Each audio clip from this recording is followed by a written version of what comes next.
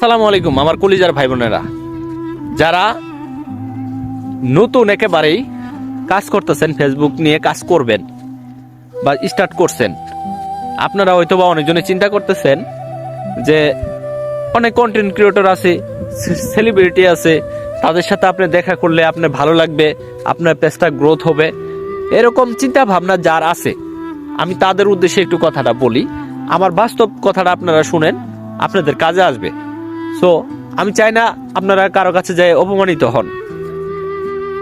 এখন একজন সেলিব্রিটি ছিল এবং খুবই জনপ্রিয় মানুষ ছিল, নামও বলতে চাচ্ছি না, তার ছবিটা স্ক্রিনও তুলে ধরতে চাচ্ছি না।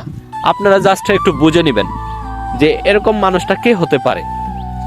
তার আমরা দেখি তার ক্যামেরায়, পর্দায় অন্যরকম খুবই মানবিক কাজ করতেছে, কিন্তু তার মানবিক কাজগুলো আমরা দেখে অনেকজনে তার কাছে যাই, তার সাথে সাক্ষাৎ করতে, দেখা করতে, কিন্তু যাওয়ার পরে বিশ্বাস করেন তার ল্যাঙ্গুয়েজটা শুনে মানে বলার কোনো ভাষা পাচ্ছি না, কি ভাষায় কথা বলবো।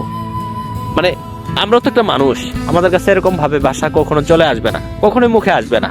একটা মানুষ দূর থেকে আমার কাছে আসতে পারে, অন্তপক্ষে একটা চা খাই, একটু দুটো পাঁচটা কথা বলে কি মানুষকে সান্ত্বনা দিয়ে বাস।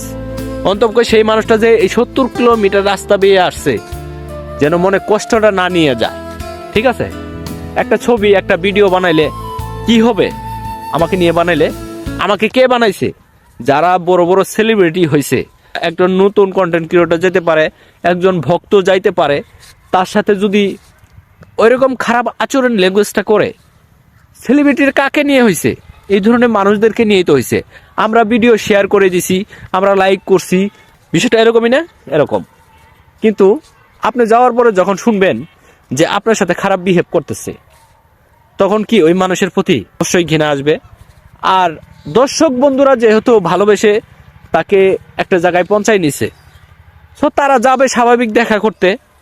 একটা চলচ্চিত্র নায়ক নায়িকা যদি একটা জায়গায় যা, সেখানে জনপ্রিয়তা হবে না? অবশ্যই হবে, কারণ দর্শকই বানাইছে। তো এখন যাওয়ার পরে যদি আপনার সাথে খারাপ ব্যবহার করে, তাহলে আপনি কি করবেন? আরও যা ইচ্ছা করবেন? তো এখন আমি নতুনদের উদ্দেশ্যে এই কথাটাই বলি যে আপনারা পেজ নিয়ে যারা কাজ করতেছেন, বিশেষ করে এই চিন্তাটা কখনোই করেন না যে ওই সেলিব্রিটির কাছে যাই আমি ভিডিও বানাবো, ছবি তুললে আমার পেজটা গ্রোথ হবে। একটা কথা আপনাদেরকে বলি দেই, আপনি ধরেন ওকে নিয়ে একটা ভিডিও বানাইলেন, একটা ভিডিওতে আপনার ভিউ আসলো, হ্যাঁ, আর এখন আমি বেশি অংশই দেখি টাকা ছাড়া কাজ করবে না। আপনাকে 10,000 টাকা নিবে, অনেক শর্ত দিবে যে আমি প্রমোট করে দিই, আপনি 10,000 টাকা দেন, বা আপনি অমুকে এটা দান করেন। আপনি গেছেন তার সাথে দেখা সাক্ষাৎ করতে, আপনি তো তাকে দান করতে যান নাই, তাই না? আপনাকে দেখাবে অমুক জায়গায় দান করেন, 10,000 টাকা দেন, দিলে আপনার এই কাজটা হবে। একটা ভিডিও আপনি বানাইলেন, বানানোর পর ধরেন 2 লাখ, 4 লাখ, 5 লাখ ভিউ আপনার হইলো, তা আপনি 10,000 টাকা খরচ করে 5 লাখ ভিউ একটা ভিডিওতে পাইছেন, আর বাকি ভিডিও কি আপনি করে দিবে? আপনারই করতে হবে। তো তাহলে আপনি একটা ভিডিওর জন্য 10,000 টাকা কেন খরচ করবেন?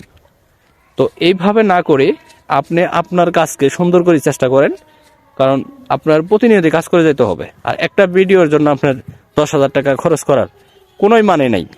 ভিডিওটি সবাই শেয়ার করে দিবেন। নতুনদের উদ্দেশ্যে এই কথাটা বললাম যেন সবারই কাজে আসে। ধন্যবাদ সবাইকে।